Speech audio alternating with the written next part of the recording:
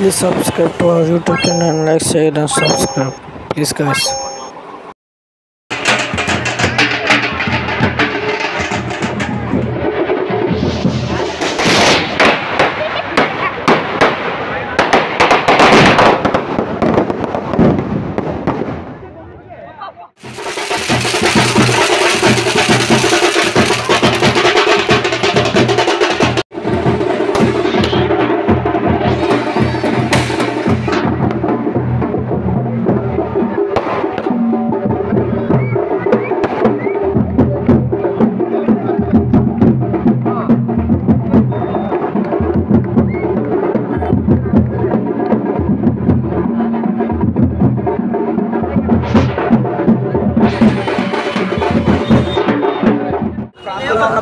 ఏ వ్యక్తిని కూడా మర్చిపోడు, కానీ ఏ స్థాయికి వెళ్ళినా సరే అందరితోని కూడా చాలా నవ్వుతూ చిరుమందహాసంతో పలకరిస్తూ ఉంటాడు.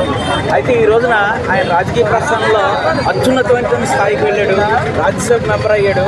రాజ్యసభ మెంబర్ అవ్వడం అన్నది మన కాకినాడకి ఒక అద్భుతమైన దశ పెట్టినట్టే.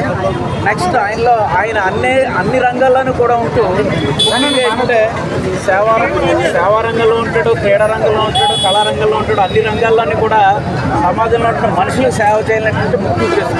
చూడండి, ఎక్కడైనా సరే ఎలక్షన్లు అయిపోగానే కార్యాలయాలన్నీ ఖాళీ అయిపోతే కుర్చీలు ఎవడు పట్టుకోదో, బెంచీలు ఎవడు పట్టుకోదో అనుకుంటారు. కానీ చాలా అద్భుతమైనటువంటి కోట్లు విలువ చేసేటువంటి కార్యాలయాన్ని ఏర్పరచుకున్నారు.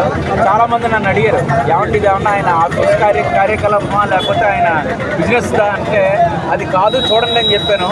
అది ఈ రోజున ఏం జరిగిందంటే, ఈ రోజున మనకి ఏ అన్యాయం జరిగినా సానా సతీష్ గారి ఆఫీస్ అనేది ఒకటి ఉంది. ఆ అన్యాయం జరిగినప్పుడు మనం అక్కడికి వెళ్తాం, న్యాయస్థానానికి వెళ్తాం. ఆ ఆఫీస్ ఈరోజు న్యాయస్థానం అయింది. సో ఏంటంటే ప్రతి వారం కూడా వాళ్ళు ఏం చేస్తారంటే ప్రజా దర్బారు పెట్టి ప్రజా సమస్యలను పరిష్కరిస్తూ ఎప్పటికప్పుడు అనేక సమస్యలు పరిష్కరిస్తూ నిత్యం ప్రజల్లో ఉండే నాయకుడు, అటువంటి నాయకుడు మనకు దొరకడం మన అదృష్టంగా భావిస్తున్నాను. అయితే సానా సతీష్ గారు ఇటువంటి జన్మదినాలు మరిన్ని చేసుకోవాలని మనస్ఫూర్తిగా కోరుతున్నాను. Thanks for watching and please support us.